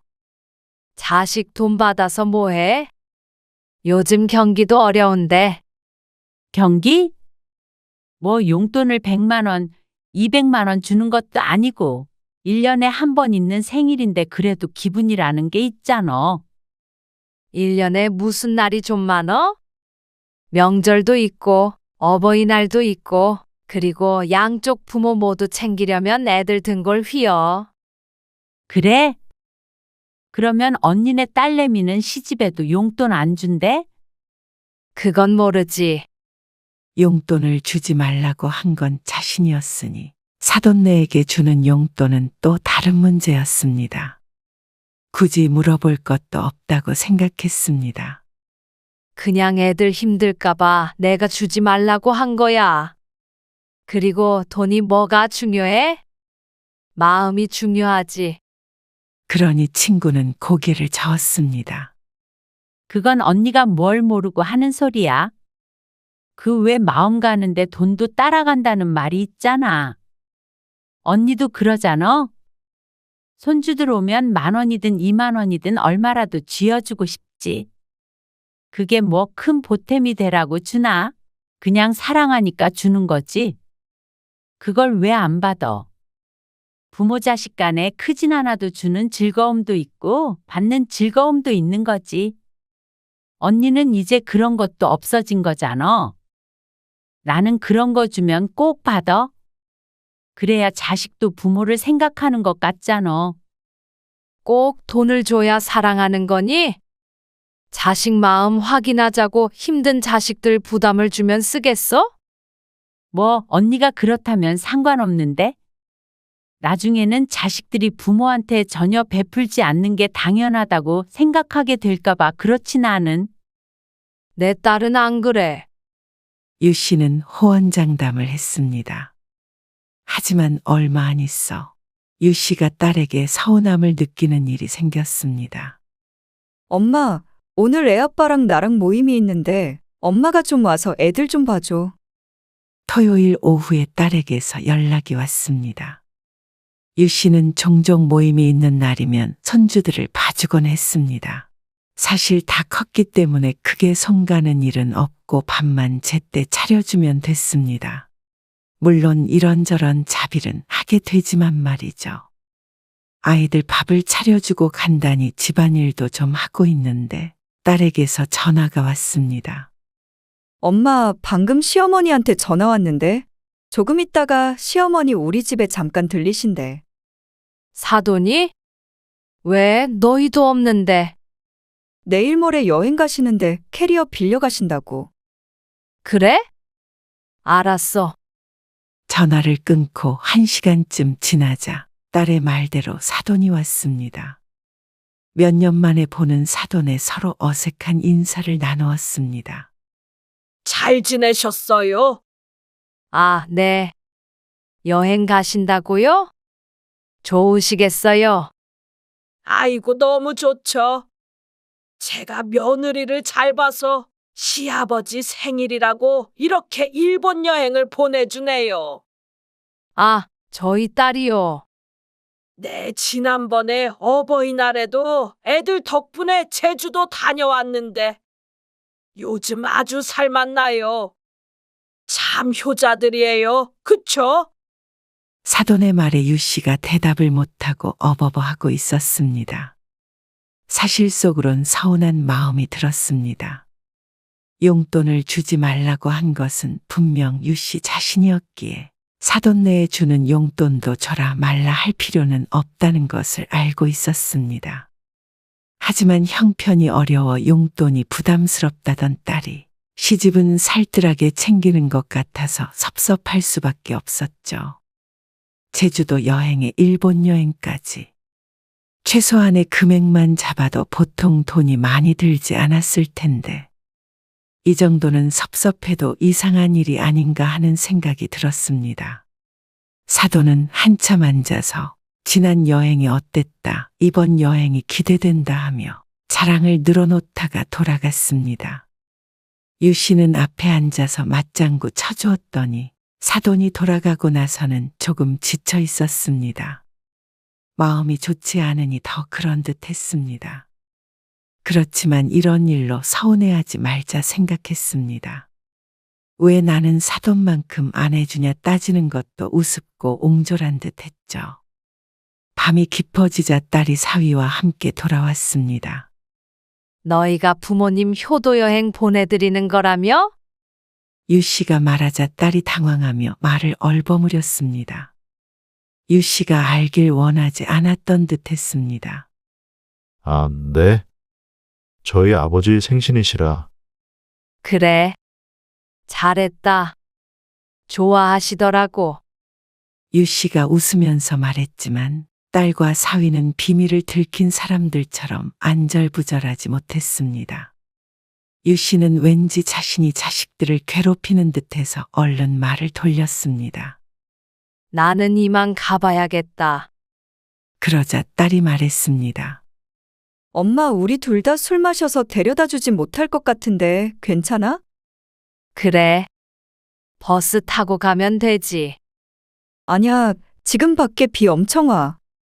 택시 타고 가. 비가 오는 줄도 모르고 있던 유 씨가 거실 창밖을 쳐다보았습니다. 그러자 딸이 말했습니다. 우리 옷이 좀 젖어서. 먼저 씻고 내가 같이 내려가서 택시 잡아줄게. 10분만 기다려. 알았어. 엄마는 밑에 내려가서 기다릴게. 비 오는데 나가 있는다고. 바람 좀 쐬고 싶어서. 그러자 딸과 사위가 안방으로 들어갔습니다. 유 씨는 짐을 챙겨서 밖으로 나가려다가 말고 손뼉을 쳤습니다. 맞다. 애들 빨래. 오후에 빨아서 건조기를 돌렸던 손주들의 옷을 정리해 두려던 걸 깜빡했습니다. 몇 개 되지 않기 때문에 기다리는 김에 옷장에만 넣어주려고 했습니다. 작은 방에 들어가 옷을 걸고 있는데 씻고 나왔는지 거실에서 딸과 사위의 목소리가 들렸습니다. 옷장 문을 닫고 뒤돌아섰는데 사위가 딸에게 말했습니다. 오늘 괜히 우리 어머니 오시라고 한 것 같아. 장모님 안 계실 때 가져가라 그럴걸. 왜? 아니, 우리 어머니가 장모님한테 여행 얘기하셔서 괜히. 그건 그렇네. 왜 하필 오늘 캐리어 가지러 오신다고. 내일부터는 바쁘다 그러시길래. 잘못 생각했네. 마음이 너무 불편하다. 에이, 괜찮어. 신경 쓰지 마. 그래도 모르시면 모를까. 뻔히 다 아시는데 장모님만 안 보내드리면 좀 그렇잖아. 혼자서 무슨 여행을 해? 됐어. 괜찮다니까 그러네. 그러면 용돈이라도 좀 드리는 건? 용돈도 엄마가 필요 없다고 안 받는데 굳이? 그래도 10만 원이라도 드리면 어때? 10만 원이면 애 학원을 하나 더 보내지. 난 장모님 얼굴을 못 쳐다보겠더라. 우리 엄만 그런 걸로 서운해 안 하니까 걱정 말어. 딸의 말과는 달리 유 씨는 굉장히 섭섭했습니다. 너무 주고 싶지만 사정이 안 좋아서 못 주는 게 아니라 유 씨는 주지 않아도 된다고 생각하는 딸을 보니 유 씨는 자신이 잘못 생각해왔던 것 같다고 생각했습니다. 용돈은 안 받아도 마음만은 받은 줄 알았더니 애초에 그럴 마음이 존재하지 않았던 거죠. 유 씨는 서운한 마음을 감추고 작은 방에서 나갔습니다. 엄마, 나가 있는다며? 빨래 정리할 게 있어서. 다 씻었어? 유 씨는 둘의 대화를 못 들은 척 했습니다. 그리고 그날 택시를 타고 집으로 돌아오면서도 기분은 도통 풀리질 않았습니다. 누군가에게 말하면 미련하다고 할지도 모르겠지만 유 씨는 어떻게 해야 할지 고민이 되었습니다. 하지만 이내 마음을 고쳐먹었습니다. 지금 유 씨가 서운함을 느끼는 것은 사돈을 만나고부터였으니까 말이죠. 용돈을 주지 말라고 한 것은 유 씨 본인인데 사돈에게 돈 쓰는 딸 부부에게 섭섭했다면 자신의 욕심 때문이 아닐까 했죠. 돈 때문에 이러쿵 저러쿵 딸에게 뭐라고 하는 것도 우스웠습니다. 하지만 사람의 마음이라는 것이 참 이상했습니다. 스스로 납득은 했지만 그 뒤부터는 딸과는 대면대면하게 지내게 됐습니다. 자주 보지는 않아도 전화는 며칠에 한 번씩 했었는데 딸의 전화번호에 손이 잘 가질 않았죠. 그러던 어느 날 유 씨는 허리 디스크 수술로 며칠 병원에 입원하게 되었습니다. 큰 병에 걸린 것은 아니었지만 살면서 처음으로 해보는 큰 수술이었습니다. 여동생과 조카도 병문안 와서 마실거리와 돈봉투도 주고 갔죠. 병원비에 보태라며 주었는데 감동스러웠습니다. 부모 자식이 아니면 나이가 들수록 멀어지기 마련이었지만 잊지 않고 찾아준 게 고마웠습니다. 그리고 조금 있자 딸과 사위도 찾아왔습니다. 엄마, 괜찮어? 괜찮어. 별 수술도 아닌데 뭘. 그래도 고생이네. 침대 옆에 자리 잡고 앉아 딸이 걱정스럽게 말했습니다. 금방 퇴원하는데 뭐 하러 왔어? 가까운데 뭘. 집과 병원이 가까워 퇴근하는 길에 들렀다는 딸. 김서방도 일 끝나고 쉬어야 하는데. 고마워. 아니에요. 아픈 데는 없으세요? 없지. 근데 이건 뭐야? 침대 옆에 올려져 있던 봉투를 들어 올리며 딸이 물었습니다. 아까 이모 왔다 갔어. 병원비에 보태라고 주고 가더라. 딸이 돈 봉투를 열어보았습니다. 10만 원이네. 참 고맙지. 그렇긴 하네. 저희는 빈손이라서 죄송하네요. 아, 괜찮아. 와준 것만으로도 고맙지 뭘. 딸과 사위의 손엔 아무것도 들려있지 않았습니다. 엄마 음료수 같은 거 싫어하잖아. 그래. 뭘 사와? 아, 그럼 제가. 사위가 주섬주섬 뒷주머니에서 무언가를 꺼냈습니다. 언뜻 보니 지갑인 듯 했습니다. 그런데 지갑을 펼쳐 보이기도 전에 딸이 그 손을 후다닥 잡아 다시 뒷주머니로 돌려놓았습니다. 아주 몸짓에 다급함이 느껴질 정도였습니다. 눈치채지 못했으면 모르겠지만 돈을 주려던 사위를 딸이 말리는 듯 했습니다. 그 전 같았으면 그러려니 했겠지만 유 씨는 어쩐지 그 모습이 꼴보기 싫었습니다. 유 씨는 자식에게 그리고 손주에게 쓰는 돈은 아까워해 본 적이 없는데 어쩌면 하나밖에 없는 자식이 하나밖에 안 남은 부모에게 돈 한 푼 주는 걸 저렇게 아까워하는지. 사람이 아프면 작은 일도 크게 느껴지는 법인데 오늘따라 유 씨는 더욱 서글퍼졌습니다. 이제 어서 가봐. 저녁도 안 먹었을 거 아냐. 알겠어. 시간이 늦었다. 그럼 우리는 이만 가볼게. 딸이 사위의 팔을 잡아 끌었습니다. 유 씨의 기분 탓일 수도 있겠지만 어쩐지 서둘러 돌아가려는 듯이 느껴졌습니다. 유 씨도 어서 가라며 손을 흔들고 얼른 딸과 사위를 등지고 누워버렸습니다. 그럼 장모님 쉬세요. 좀 전에 딸이 사위의 팔을 잡아당기던 모습이 자꾸 생각이 나서 눈도 질끈 감아버렸죠. 그동안엔 돈이든 선물이든 서로 주고받는 것이 당연했고 받는 것보다도 주는 것이 더 행복했습니다. 돌려받지 못한다고 하더라도 좋다고 생각했지만 그건 유 씨만의 착각이었던 것 같았습니다.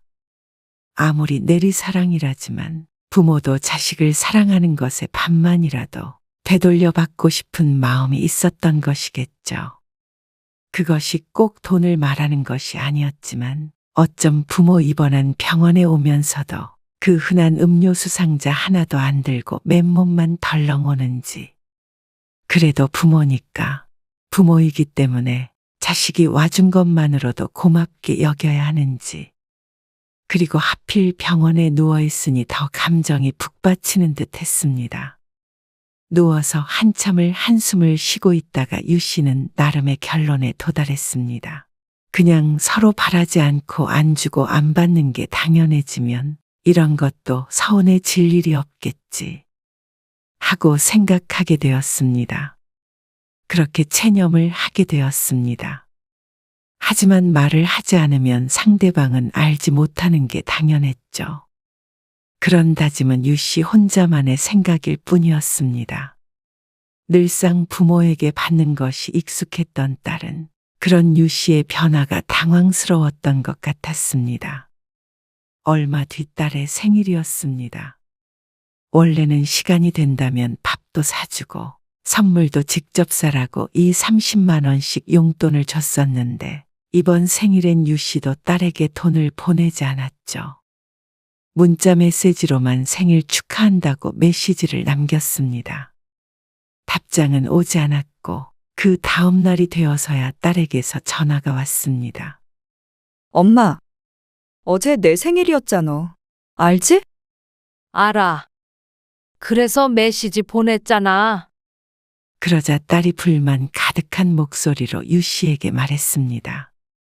근데 나 좀 엄마한테 서운한데. 뭐가? 아니, 내 생일인데 문자 하나 딱 보내고 선물도 안 줘? 혹시 우리가 이제 엄마 용돈 안 드린다 그래서 그래? 우리 힘들다고 이제 용돈 주지 말라고 엄마가 그랬잖아. 무언가 마음에 걸리는 것이 많았는지 유 씨가 대답도 하기 전에 주저리 말하는 딸.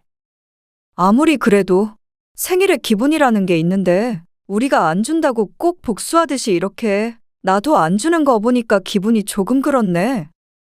나는 어제 기다렸는데 끝까지 안 보내주더라? 유 씨는 어디서부터 이야기해야 될지 망설여졌습니다. 딸의 말이 완전히 틀린 말도 아니었지만 그게 전부는 아니었기 때문입니다. 아, 엄마 혹시 병원에서 용돈 안 줘서 그래? 맞구나. 안 그래도 김서방이 말하더라고. 병문안 갈 때 빈손으로 가서 좀 그렇다고. 근데 뭐 우리가 남도 아니고 엄마니까 그런 거 신경 안 쓸 줄 알았지. 엄마 주기 싫어서 그런 게 아니라 이번 달엔 좀 빠듯해서 그랬는데 왜 이해를 못 해줘? 딸에게 어떻게 설명하나 고민했던 것이 무색했습니다. 딸은 유 씨의 말은 들을 생각이 없었고 유 씨를 나무랄 생각밖에 없는 듯 했습니다. 근데 엄마가 그 용돈 없으면 안 되는 것도 아니고 진짜 그거 가지고 그러는 건 아니지? 나도 말 좀 하자.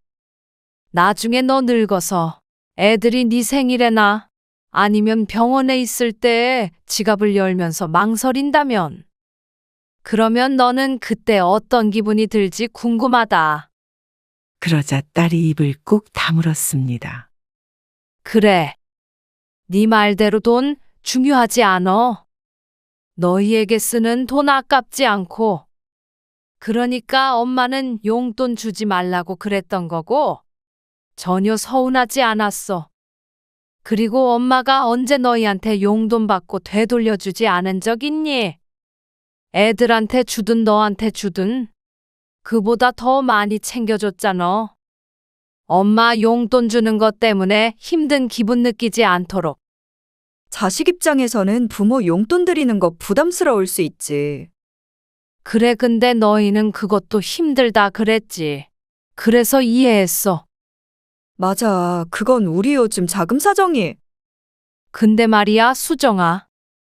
너는 시부모 효도관광 보내줄 돈은 있고 엄마 아파서 누워있을 때 단돈 몇만 원이라도 챙겨줄 생각이나 했니? 거봐. 병원에서 돈 안 준 것 때문에 서운해서 그런 거 맞잖아. 그리고 일본 여행 요즘 얼마 안 해. 비행기 값이 싸서. 시부모님 여행 보내드리는 거 그렇게 큰 돈 들인 것도 아니야. 그거 가지고 서운해하지 마. 그래. 그 얼마 안 드는 여행 경비도 엄마한테 쓰는 건 아깝잖니? 그리고 병원에서 용돈? 액수가 중요한 것도 아니고 그 돈으로 정말 병원비에 쓸 것도 아니지만 사람 마음이라는 게 그렇더라. 그 정도는 정을 표현하는 거 아닐까? 너는 얼마나 엄마한테 정이 없었으면 입원한 부모한테 용돈 주려는 남편을 그렇게 말려가면서 아까워하니? 그리고 그 모습에 엄마도 좀 다시 생각을 하게 됐을 뿐이야. 어디 가서 그런 말 하면 속 좁다 그래. 엄마, 내리사랑이라는 말 몰라? 남들은 자식들에게 못 퍼줘서 안달인데 엄마는 부모가 돼서 그런 것 가지고 유치하게 그래? 부모가 자식한테 베푸는 건 당연한 거 아니야? 엄마가 거꾸로 생각하는 것 같아. 왜 자식이 안 해준다고 해서 똑같이 해주려고 하고 서운하다 그러고 서운하긴 내가 서운하다. 그래? 그럼 너도 자식들한테 그런 취급당할 각오 돼 있다는 거야? 그런 말이 아니잖아. 엄마는 그깟 용돈 10만 원, 20만 원이 나보다 더 중요한 거야? 돈 때문에 딸이랑 등지기라도 하게? 알았어. 그럼 이제부터 엄마도 용돈 주면 되지? 금액이 상관없다고 했으니까 10만 원 주면 돼. 그러면 이러지 않는 거야? 그것도 이상하지 않아? 그깟 용돈. 자식이 힘들다는데 달라는 부모가 어딨니? 그래도 생각해보니깐 그런 것 같아. 적어도 힘들지 않다면 내 자식이 부모 용돈 앞에서 주저하지 않는 사람이었으면 해. 이게 서로 등지자는 소리처럼 들린다면 그렇게 키운 엄마 잘못이겠지. 딸은 기가 막히다는 듯 헛웃음을 지었습니다. 연을 끊자는 게 아니라 서로 서운할 일 없이 이제 아무것도 주고받지 말자 이거야. 그러면 주는 사람은 똑같이 못 돌려받는다고 서운할 일도 없고 받는 사람도 돌려줘야 하는 부담감이 없을 테니까. 그럼 아무 문제 없지 않니? 나는 그게 엄마가 나한테 아무것도 주기 싫다는 소리로밖엔 안 들려. 누군가는 딸처럼 유 씨의 행동이 잘못됐다고 지적할 수도 있겠지만 유 씨는 뱉은 말들을 주워 담지 않았습니다. 계속 고민을 해보았지만 주지 않고 받지 않는 것이 오히려 부모 자식 사이가 오랫동안 유지될 수 있을 것 같았습니다. 부모 자식이 끊으면 끊어지는 사이는 아니겠지만 좋은 감정으로 유지되는 관계와 늘 서운함을 느끼는 아슬아슬한 관계는 분명히 달랐습니다. 주는 기쁨, 받는 기쁨도 중요하지만 무엇보다 중요한 게 반목하지 않는 것이라고 생각했습니다. 하지만 생일 선물을 주지 않았다고 전화해서 따지는 딸을 보니 갈 길은 멀 듯했습니다. 그렇지만 지금이라도 올바른 길을 잡고 다시 출발하는 게 앞으로 남은 나날들을 위해서 좋을 듯했습니다.